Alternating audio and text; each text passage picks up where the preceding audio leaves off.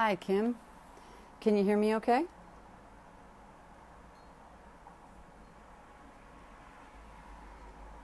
Hey, Carolyn.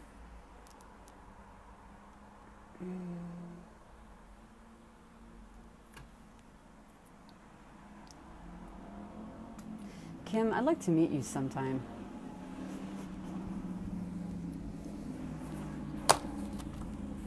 And thank you for being here. I'm going to start in just a couple of minutes.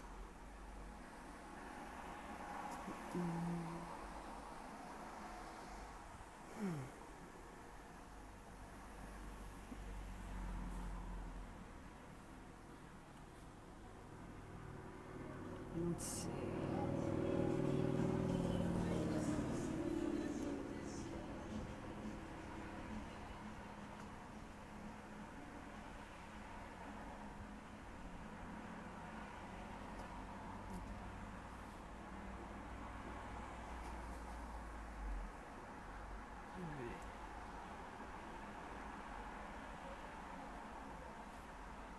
Let's see.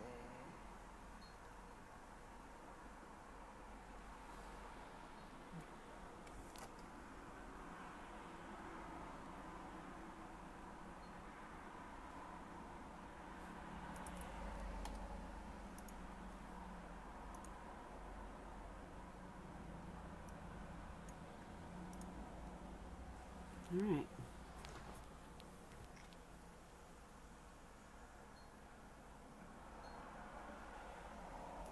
I wonder if there's a way I can, Carolyn, is there a way I can change it to let me share so that it can be shared?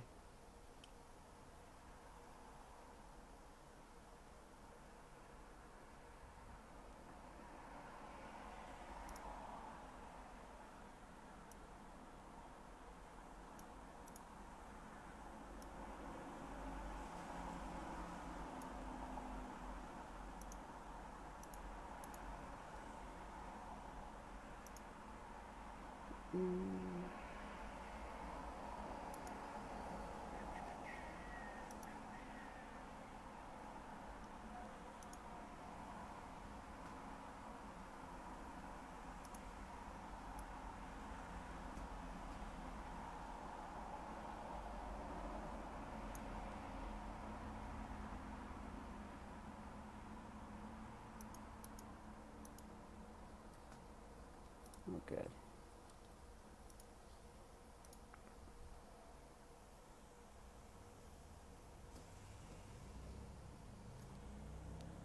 All right.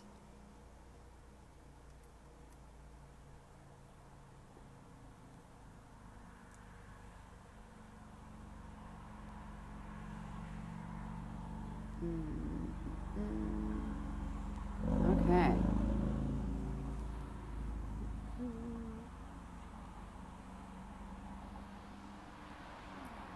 Well, good morning, my friends. It's presently 11:02, and as I kind of like to be punctual whenever possible, I'm just going to get going.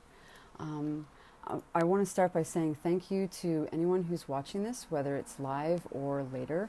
And I also want to say a big thank you to Unity Milwaukee and Reverend Mary for pushing me and poking me on a semi-regular basis to do talks like this.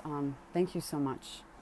Um, I also want to say that this talk is an act of service. As I'll get to that, that's one of my favorite love languages. And if you wish to make a monetary donation, I encourage you to make one on behalf of this talk. I invite you to make a donation to Unity Milwaukee or Unity North Shore. I also like CARES Mentoring, and I also like Lambda Legal. And there are links to all of those on my webpage. I also invite you to pay it forward. That's also a great way to honor the nature of this work as well. My name is Emily Klik. I'm a craniosacral therapist, having been in private practice now for just over 18 years.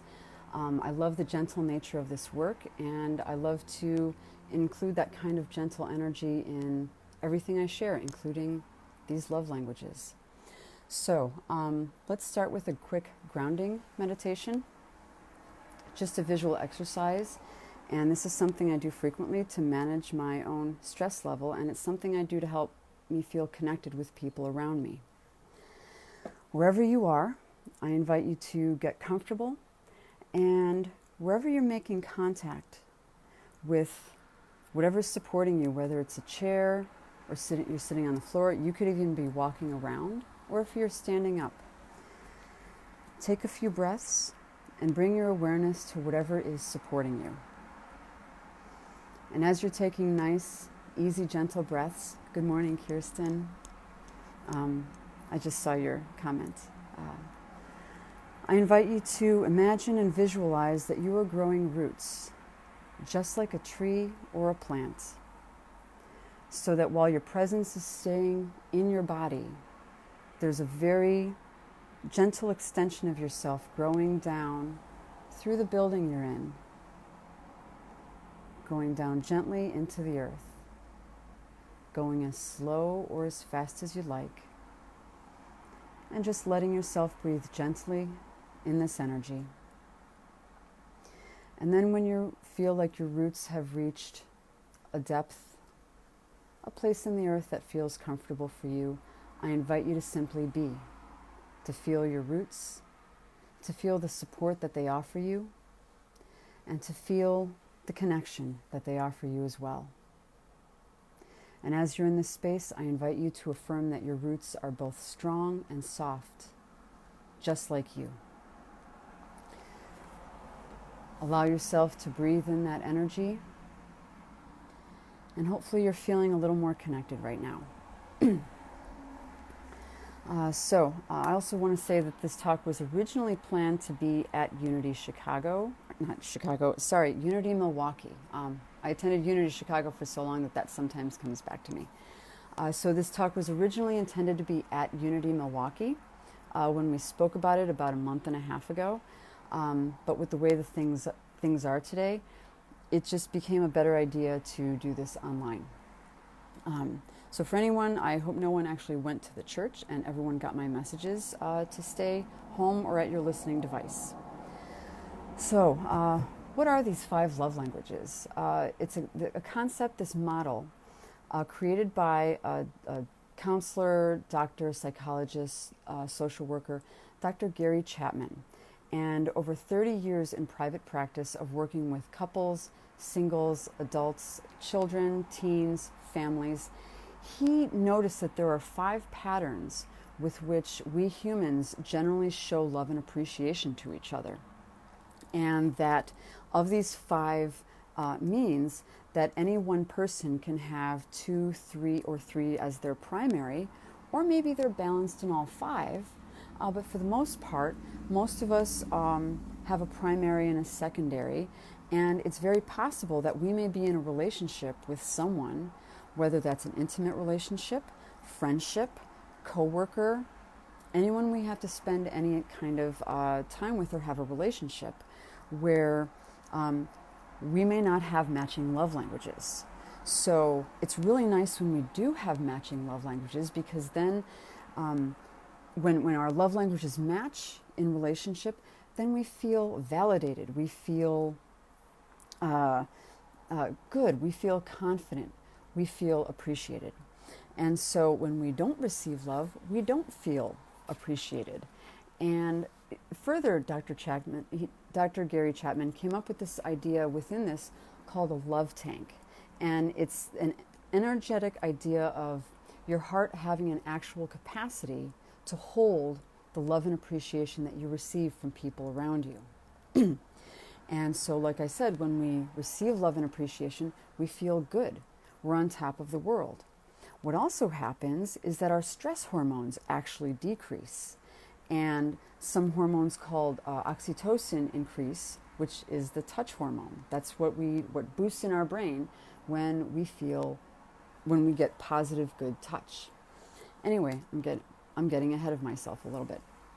So when our love tank is empty, when we don't receive love and appreciation, we can feel lonely. We can feel lonely in relationship. And what can also happen is that our stress hormones increase, for example, cortisol.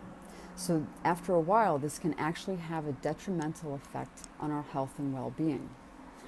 So the idea is asking, how can we express these love languages with each other in these days of this viral pandemic?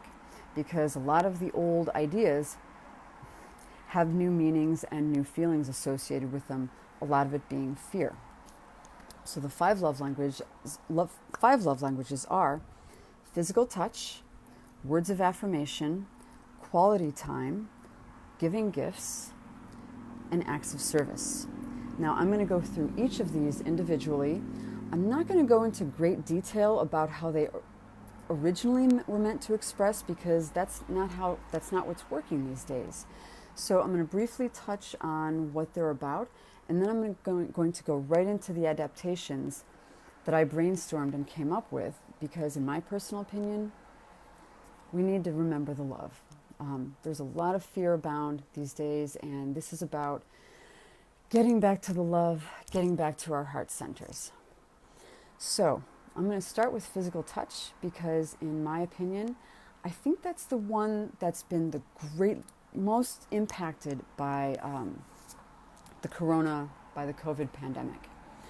So normally, this love language expresses through meaningful, positive touch. Okay, so that's hugs, that is handshakes, that is a pat on the shoulder, that's bumping elbows, that's a high five.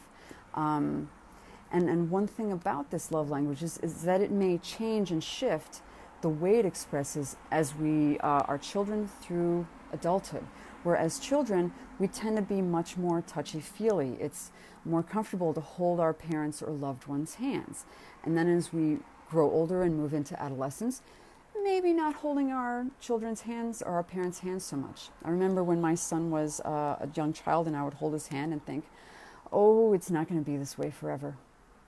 And sure enough, by the time he was a teenager, he was like, don't touch me, which is very normal. And so physical touch evolved into pats on the shoulder, maybe a friendly punch on the arm, or a high five, or a much faster hug and a pat on the back. And then in adulthood, it became a more adult kind of hug, shaking hands, putting your hand on someone's arm. So this is a way. So it actually evolves as we mature. Now, how to recognize this? These are people who are very touchy-feely. And I don't mean in a sexual way. I mean just tend to reach out and touch, and in a friendly way. Unfortunately, these days, touch is very much associated with fear because of the pandemic. We need things like gallons of hand sanitizer and social distancing with good reason. And so I asked the question is, how can we do this safely? And I also wonder, what are the effects of this? And I'm going to tell you, people who have physical touch as one of their primary love languages are struggling right now. There's a concept that I read about recently called skin hunger. And it's exactly what it sounds like. And I'm just going to read a couple sentences from this article. It describes the physical and mental health consequences caused by a lack of human touch, including higher stress levels, a weakened immune system, and poor sleep.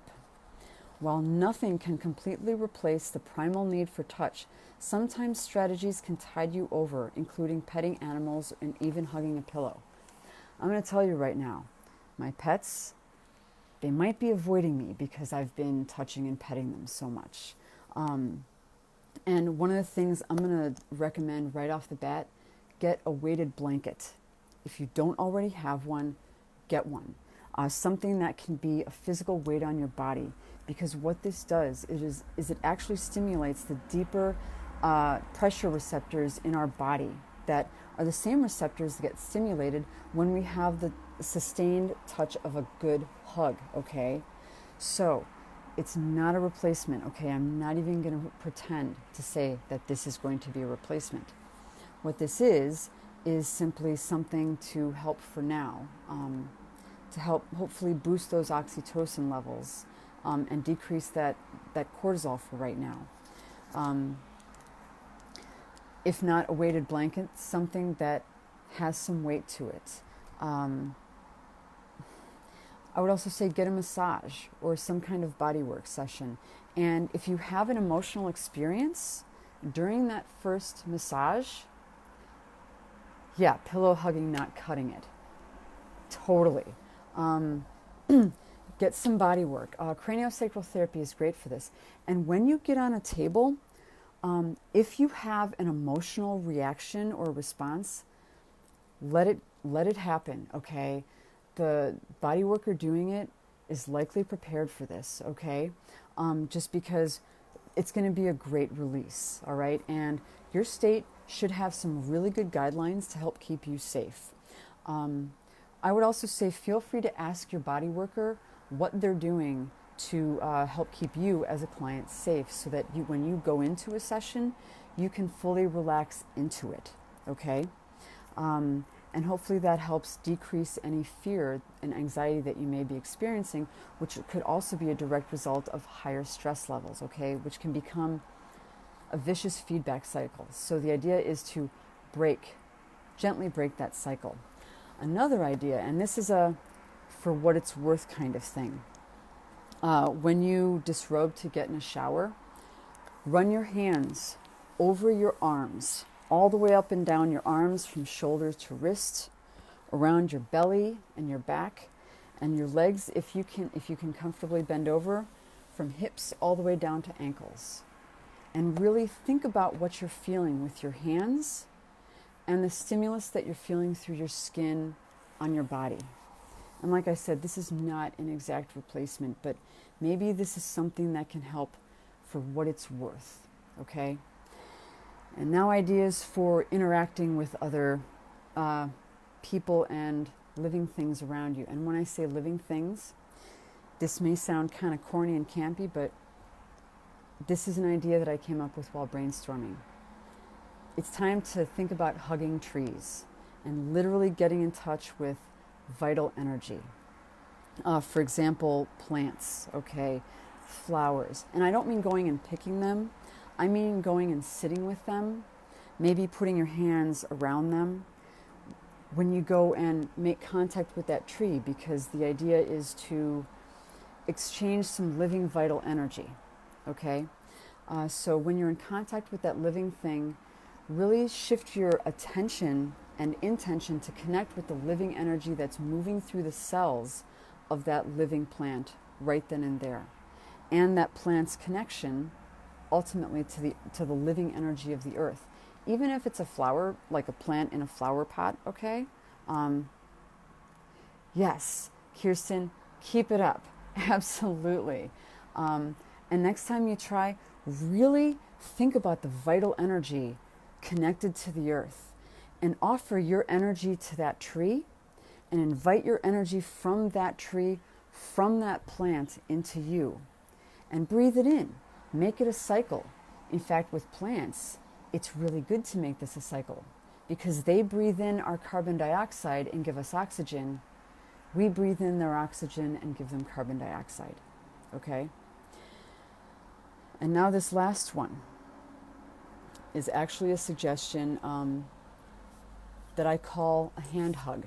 And I've gotten to do this with a few of you. Kirsten, we've done this, okay? And the suggestion I have for doing this is to, hey Barb, to do this very safely. And I've done this in a way that I feel is safe, and I've run this idea by friends, and they agree that it is that they agree it's safe. So what you need in advance for this, you need hand sanitizer. Okay? Do not do this without hand sanitizer. You need a mask. This is one of my fabric masks. I've actually been doubling these up. I also use N95 masks, safety first. So this is what I call a hand hug, and this is something you would do in person with someone. So, while being responsible. And this is also why I was hoping to do this at the church, to have someone to demo this with. So we're just going to pretend that you're here with me, okay? So what you're going to do is you're going to agree ahead of time that this interaction is representing a hug, It is going to be representing a full, wonderful, touching, heart-to-heart, skin-to-skin hug, okay? So what you're going to do is you're going to put on your mask, all right? Right? We're going to pretend I still have a mask on. And then what you're going to do is, while you're still apart from each other, you're going to use your hand sanitizer, right? Get your hands nice and clean. Make sure your mask is on over your mouth and nose. And then, without talking, because I recommend doing this without talking just because it decreases aerosols, then go up to your friend, clasp hands, hold those hands for like a good 10 seconds. And while you're doing that, just think in your mind and think in your heart, this is a hug. I'm hugging you right now. This is my arms around you.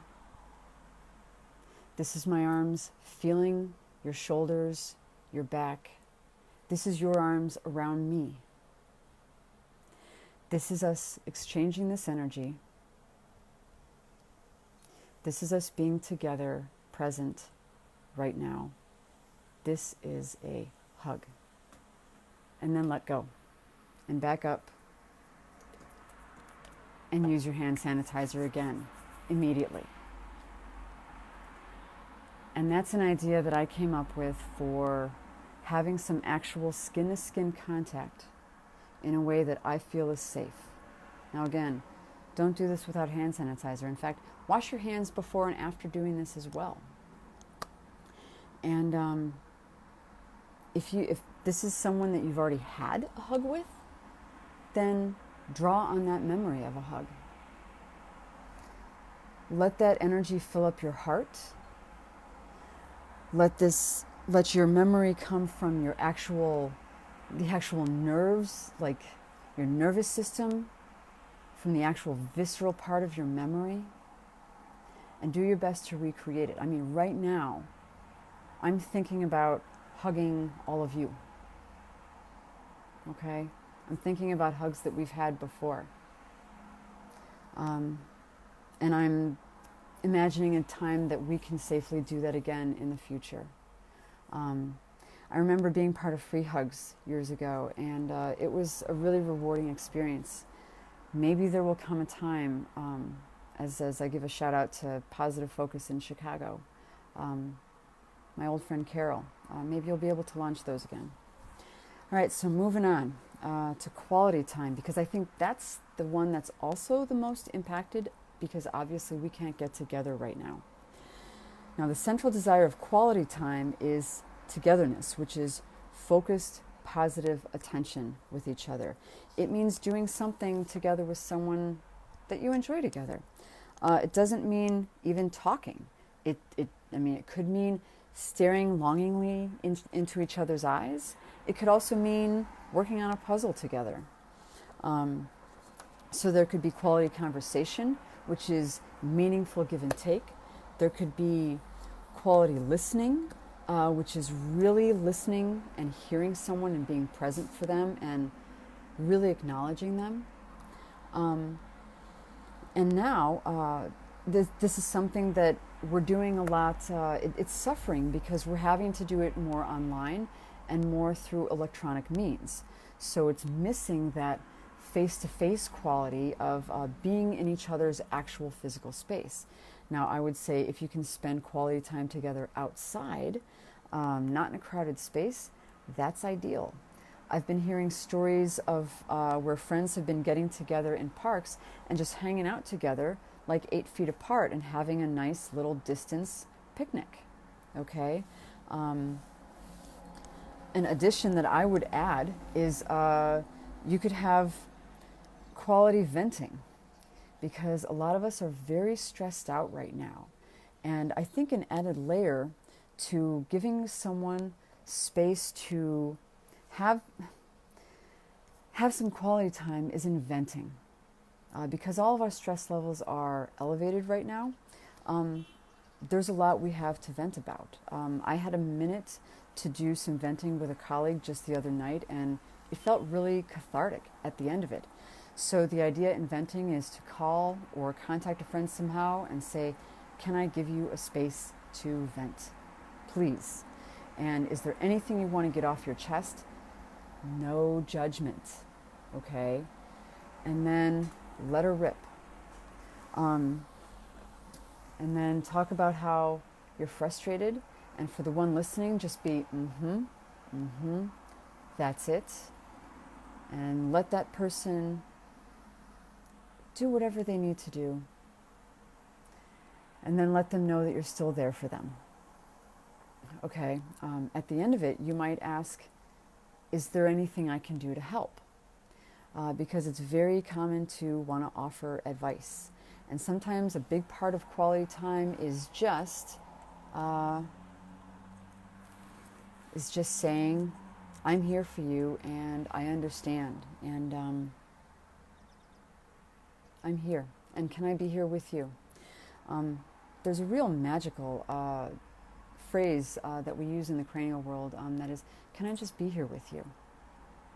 And I'd like to be able to just be there with you in whatever you're going through. So if you need to vent, let me know. I hope I can be a good space to vent to. By the way, if someone is venting to you and they say the phrase, I don't know what to do, that's not always an invitation for advice, by the way. It's more like just being with I don't know what to do can sometimes strangely be an empowering place to be. So if you can be there for someone in however they need to be, and come up with your own ideas, because this is one I had a really hard time brainstorming with in a safe way. Yeah, right? No pressure. No pressure at all. Being able to just be with someone and enjoy even an awkward silence can be absolutely golden, okay? And I imagine quality time people are suffering big time. A couple of other ideas I had. Like I said, a socially distancing, responsible walk together is wonderful. You can also play some games online. I used to play Battleship with my son over the phone. It's like if you want to play Battleship with a friend, just get each of you have the board game, and then you can play it online. You can also play chess online. There are trivia games. I'm actually hosting a craniosacral trivia night. Hopefully, I'm hosting one tonight with a colleague. You can play online video games together. I mean, online gamers are probably like, hey, quality time, we got a great way of quality time. It's called online video games. And it's a way to hang out with people. I have a friend in Chicago who's doing art collaborations with friends, where one artist is starting a piece of artwork and then sending it to a friend, and the other friend finishes it. Okay, I think that's a brilliant way to have an interesting way of doing quality time. Like I said, do things responsibly, and observe your symptoms daily. Wear a mask if you actually get together, and if you're doing something like making art with someone, do it. You can do it remotely, like by collaborating. Also, what about playing catch with someone? Okay, obviously using hand sanitizer and not touching any part of you while you're playing catch. But it also occurred to me that you could play catch with someone, and that might be actually kind of fun these days. And also, get creative. Use your brainstorm. Use your brain cells too. I'm sorry. My stress has been a little high lately, and sometimes I feel like I don't brain exactly perfectly. So what I'm saying is just get creative, and for quality time, do what you can safely. And I hope and pray that at some point, once again, that we're able to spend quality time together, just like I hope we're able to hug again safely someday with people that we're not quarantining with. And so that being said, I'd like to move on. Just checking the time. I think we're doing good. So words of affirmation is a big one for me. I actually tested pretty high for this one. There's an ancient Hebrew proverb that says, "The tongue has the power of life and death." And Mark Twain said, "I can live for 2 months on a good compliment."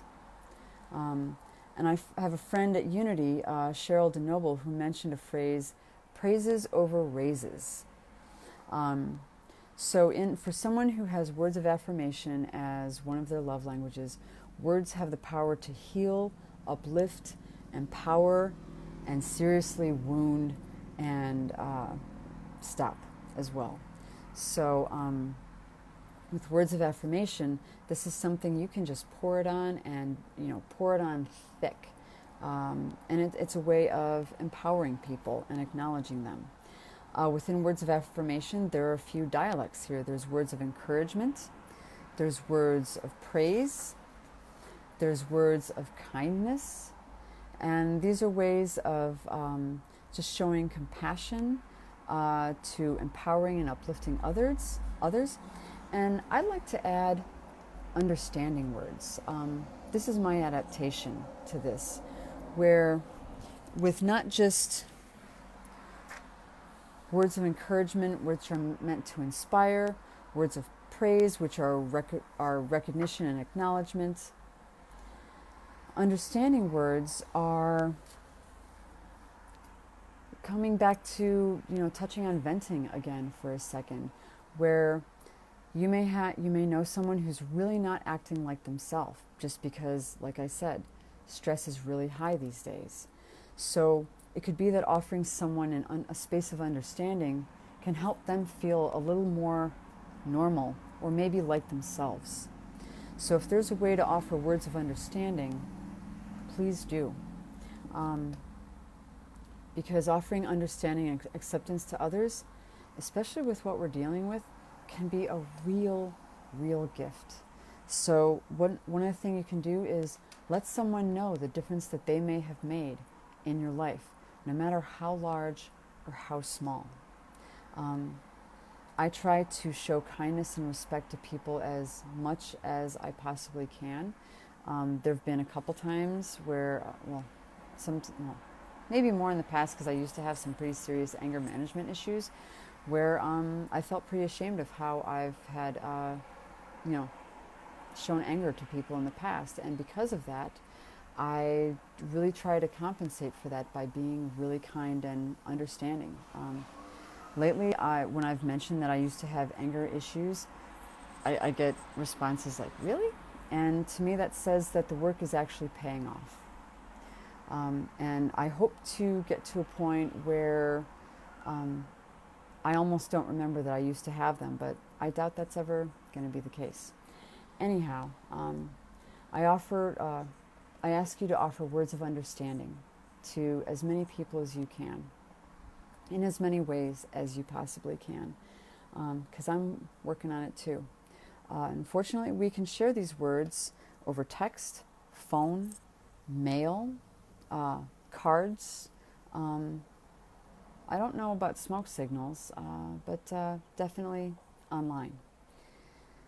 Now, moving on to giving and receiving gifts.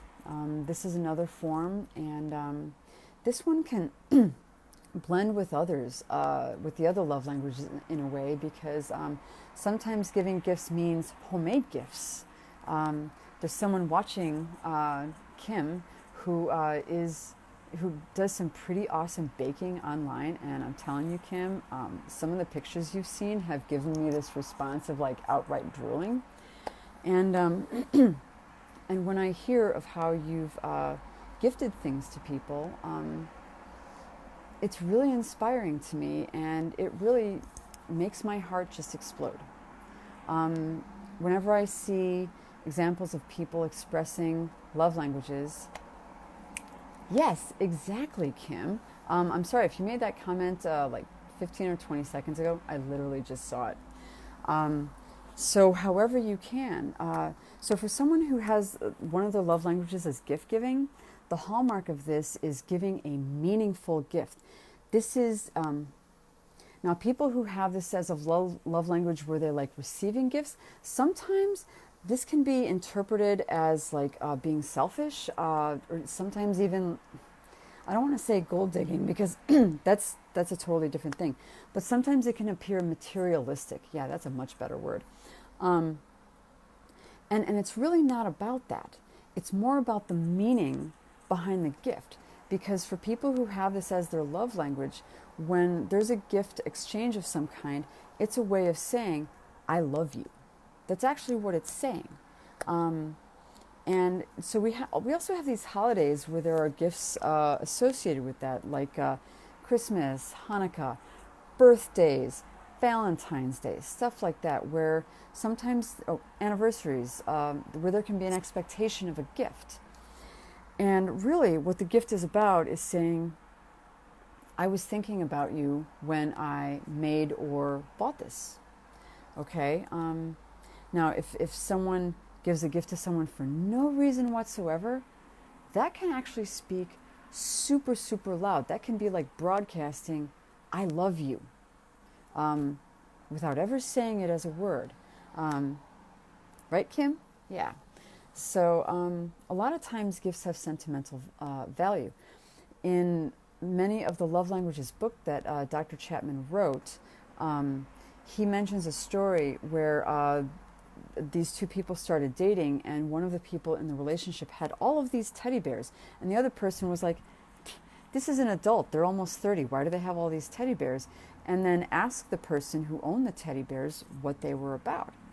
And so then this person started describing how this teddy bear was a gift from this person, this one was from my grandma, this was from my cousin, this is from my parents, this was for this birthday, this was for this. And then the other person realized, oh my God, these aren't just toys, these are symbols of love. And then this person said, and this one's from an ex spouse, and then all of a sudden it's like, whoa. Then all of a sudden it wasn't okay, wasn't necessarily comfortable having that teddy bear anymore. So in other words, for people who have this as a love language, it's not necessarily about the object itself, but what it meant. So today's issue is that there's this whole idea of contamination and having things decontaminated.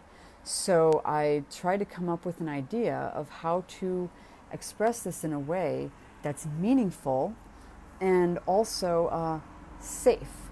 So if, and this goes both ways, because people who are about giving gifts usually like giving gifts as much as they will like receiving gifts, okay? So if you want to give someone to something, had a little brain fart there. If you want to give something to someone, do it in such a way where it's safe, where it's something that can be decontaminated. And you could also order something online from a third party.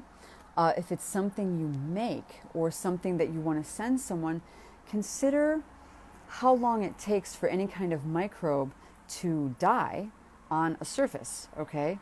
Maybe if you want to send a gift to someone, wrap it up and then keep it inside a package, like leave it for a few days before sending it on via whatever service, before either dropping it off curbside or taking it to a post office.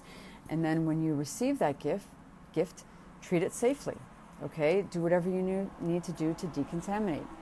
I mean, in today's world, maybe cleaning supplies would be a really nice gift to give someone. Who knows? That was another little idea that I had for when brainstorming. So whatever you can, just be safe about giving gifts, and do it very safely. Let me just review my list and see if there's anything that I forgot. Oh, gift certificates are another really good idea, especially if it helps support a small business, like a restaurant or an organization of some kind. Because, and also for giving a gift, if you want to let it sit for a day or two, just for the sake of letting any necessary microbes die, include that in your prep time, okay? before you send it on, so that the person receiving it feels that it was done very safely. In case you haven't gotten the idea yet, I'm very much about safety. And the reason for thinking about safety so much is because I want people to be able to relax, to be able to let their guard down enough so that the adrenals can start to calm down and the stress hormones start to decrease and we can start to feel good again. The last one I want to move on to is acts of service, which is another big one for me. And wow, I'm actually getting through this a lot faster than I thought I would, which I think is okay because I've gone for a couple of hours before. Oh yeah, digital gift certificates, Kim. Yes, I want to see the rest of your comment real quick. Yes, we're all struggling financially. Absolutely. And especially if there's a way you can help a friend financially, that can mean a lot in today's society too. Now, getting back to acts of service, this is a big one for me. For me, it expresses a lot in random acts of kindness. I have literally given people like a sweatshirt I was wearing. I've given things away to people.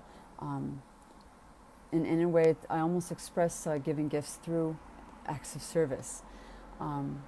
So people who have acts of service are known for bending over backwards. And many of us find, if you think about your friends that are just willing to run out and help, or if someone puts out the call, I need help, these are the people that say yes. And what they're saying is, I love you, through their act of thoughtfulness and kindness and assistance. I'm just gonna, but before I get into the adaptations, one of the things I want to mention is if someone ever does something for you or gives you something and you say to them, you didn't have to do that for me, sometimes that can be a touch bit invalidating. Because if someone does something for you or gives something to you, and then the response is, you didn't have to do this, it's like, yeah, they know they didn't have to do this, and sometimes that can almost land like, you don't have to love me. So instead of saying you didn't have to do this, a great response is, thank you, I appreciate your thoughtfulness. And that can go a great distance toward acknowledging that gift or acknowledging that act of service. Let's see. In today's society, and I'm sorry, I'm just glancing over my notes very quickly. In some cases, people who are about acts of service are about doing acts of service for others. Okay, it's about expressing this to other people. Not so much having this expressed toward oneself. Although I got to tell you, when someone expresses an act of service to me, that's worth their weight in gold, as far as I'm concerned, and it means a lot. What can you do is ask someone that you care about, is there anything that I can do to help you at all? In person, is there something that I can do to help you? Do you need a space to vent? In other words, ask first if there's anything you can do. Is there a vulnerable person you know that can't shop and maybe doesn't want someone they don't know picking out their vegetables? I don't know. That's one of the brainstorming ideas I had. And show kindness and patience. Give someone a space to freak out if they need to.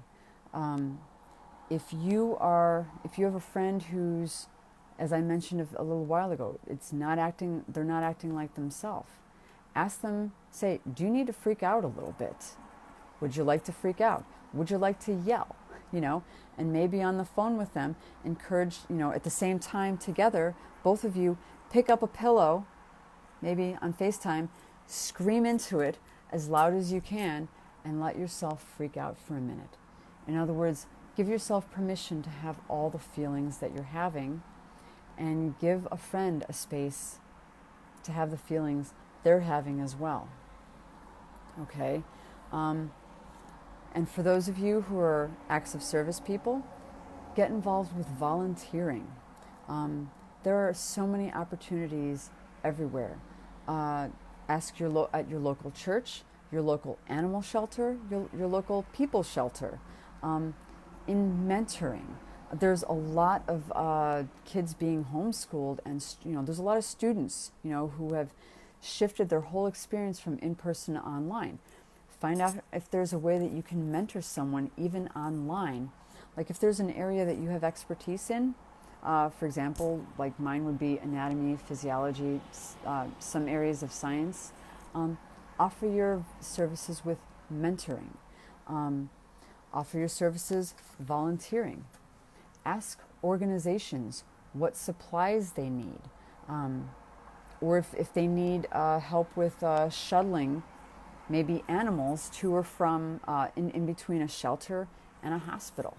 In other words, look for outlets where you can actually, channel any frustration and stress that you may have in a way that has a positive outlet and a very positive outcome for someone else.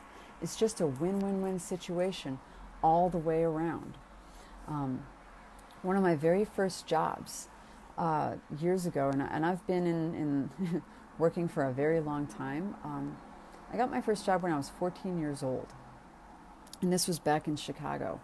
I was told as an early teenager. Sorry, I bumped my wire to the phone right there. I was told as a teenager, you have to get a job because I'm canceling your allowance. And I was like, excuse me, but the minimum working age in Illinois is 16.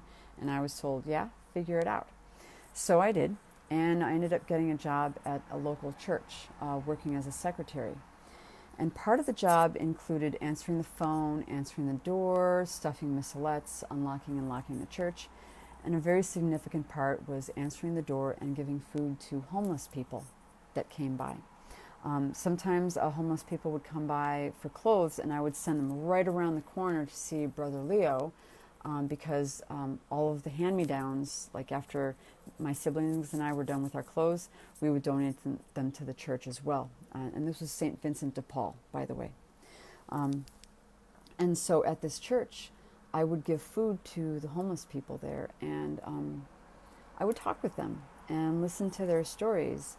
And I got to know how brilliant these people were and how meaningful it was to provide this small act of service of just making sandwiches and being able to give them food, in a way that really landed in a real way for them. Yeah, Kim, acts of service, big time. Yeah, great idea, Kim.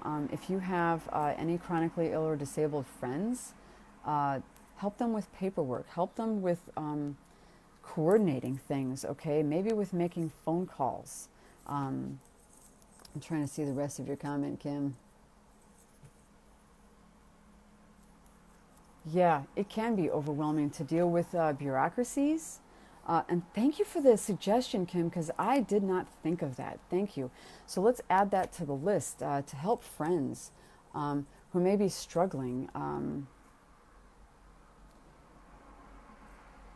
Yeah, Kim, you have some amazing suggestions here. So we are officially adding Kim's suggestions. Thank you, Kim, to the ideas that I came up with for brainstorming. So see how you can actively help people. Like, what are your gifts? If you have no fear of talking to administrations, I mean, I get stymied by this. When I was trying to apply for unemployment a few months ago, I made 100 calls in a day once, and I actually counted this on my phone, and I kept calling back because I was having a hard time getting through. And this whole time I was trying to make these phone calls, I was really stressed out, and at the end of it, I had to do some extra serious grounding meditations just because I was kind of freaked out. And I used to do insurance calls and medical insurance billing, okay? So I understand how challenging and frustrating it can be to have these challenges, all right? So thank you for the amazing suggestions. Kim, you are a rock star in so many ways. And I'm going to tell you, and I'm going to be very clear about this, there is no act of service that is too big or too small, okay? There's a story that made the papers a couple years ago when the Cubs won the championship in Chicago. This was 2016. And there's a story where a young woman found a blind man, and he was having trouble hailing a cab. So she just came up, took him by the elbow, and stood with him with her arm up and just hailed until she was able to hail a cab for him. And someone snapped a picture, and it made the news. And I remember thinking, that's totally something I would do. I've done things like that for people in public, just randomly say, hey, can I help you with this? And not in a way that's condescending, just to say, hey, I'm a human, you're a human, do you need help? And also, if you ask someone if they need help and they say, no, thank you, then, I take them at their word and say, all right, cool. I just wanted to offer to help, and it's totally fine. Just because sometimes people want the challenge of whatever they're going through, but asking if someone needs help can be a great thing. There's something that I used to do years ago that I'm actually going to start doing again, and that is offering to pray with people on the phone. So if you want a live prayer on the phone, I highly recommend Silent Unity. They're actually available 24/7, and you can Google Silent Unity and you can find them. You can also give me a call. If I'm not available, I simply won't pick up the phone. But if you call and I'm available, I will pick up and I will pray with you on the phone. And for me, prayer is not about beseeching a distant deity that's far away. It's about reconnecting with the divinity that I believe is inside all of us, and reconnecting with our heart space, and connecting with that idea of the divine within all of us, and how God expresses through each and every one of us. That's kind of a unity teaching. And as a unitic of over 25 years, that's one that I love very deeply. So if I could ever pray with you on the phone, you are welcome. I invite you to call me. And again, no act of service is too small. So I want to kind of bring things in for a close by sharing a story that I love very deeply. It's a starfish story, and many of you have heard it, but I'm going to say it again. And so the story is that there's an adult who's walking up to go for a walk along a beach. And as this adult comes up to the shoreline, the adult sees a child there, and the child is picking things up and chucking them in the water. And the adult finds this a very curious sight. So he goes, and the adult goes up to the child and says, hey, what you doing? And the child looks at the adult and says, I'm throwing these starfish back in the water. And that's when the adult looks up and down the beach and notices that there's thousands of starfish that have been stranded by the high tide. And so the young child keeps chucking these starfish in the water, and the adult says to the child, hey, there's thousands. How are you possibly going to make a difference? And the child simply bends down, picks up another starfish, throws it in the water, and says, I made a difference for that one. And so that's something that stays with me, that I want to make a difference for as many people as I can, in as many ways as I possibly can. So as you listen to that story, would you be the adult? Would you be the child? Or would you be the starfish? Yeah, right, Kim? Yeah. I tend to think of myself as the child, and in a way, I like the child in this story because the child does not see the magnitude of the problem, but simply sees their role in how they can do any little bit to help. The adult may see the magnitude and feel a sense of overwhelm. And the starfish may be the one that feels stranded and alone. So I would gently invite you to be a starfish, no, be a child, sorry. And yeah, and if you feel like a starfish, then be a starfish. And then when you're ready to be a child, be a child. And sometimes that means ignoring the magnitude of a problem. Because the world, I believe that the world needs love. And I'm going to say something very personally here. This is me speaking personally.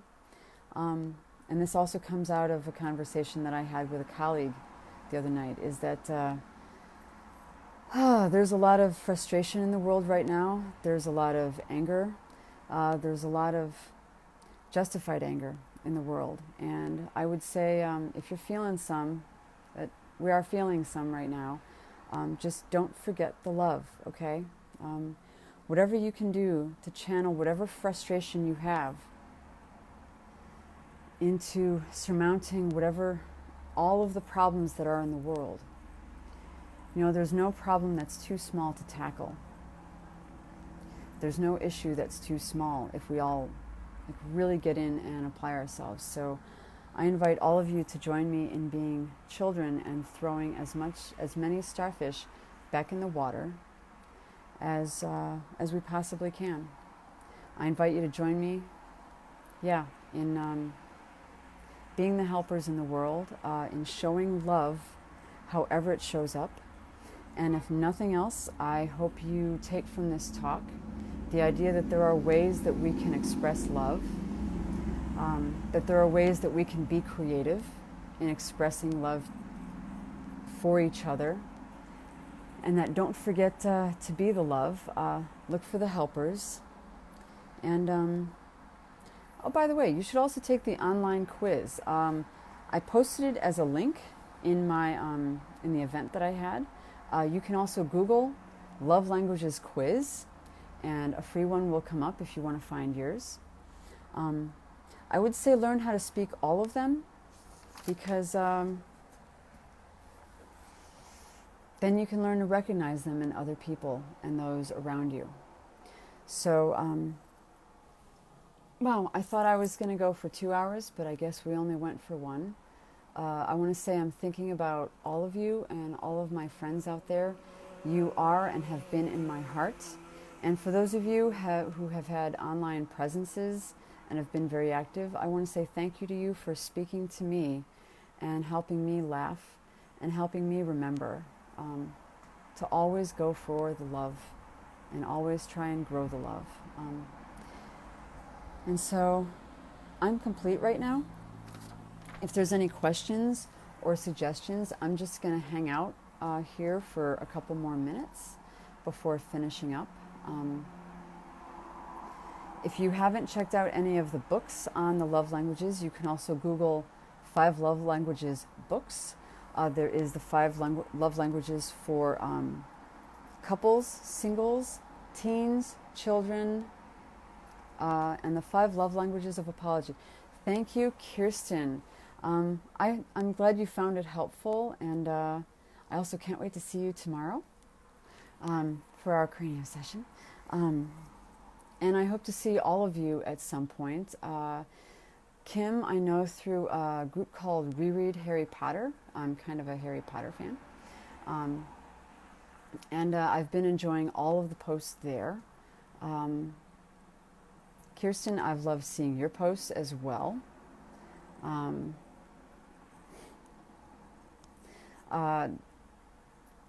And keep it up, Kirsten, please.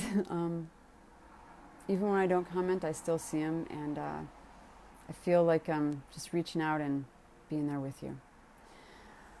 So, thank you, folks. Stay cool, stay safe. I do encourage social distancing and safe practices. I do very safe practices, as many as I possibly can in my cranial practice. And don't forget the languages of physical touch, quality time, words of affirmation, acts of service, and giving gifts. Do what you can, express how you can, and always remember to come back to the love and be love. So I'm going to finish up now. And also, thank you, Unity Chicago. Thank you, Arlette, for being here. Also, one last thing. If you want to make a financial donation to Unity Milwaukee, thank you again, Reverend Mary Gabrielson. She's the minister at Unity Milwaukee. Also, hi to Reverend Kurt at Unity North Shore and Unity Chicago, where I used to attend. If you want to make a donation to any of these places, I thank you on my behalf. By the way, I am taking no financial compensation for this. For me, this was an act of service. And so pay it forward, grow the love, and be well. Thank you so much. I'm just going to push the finish button right now.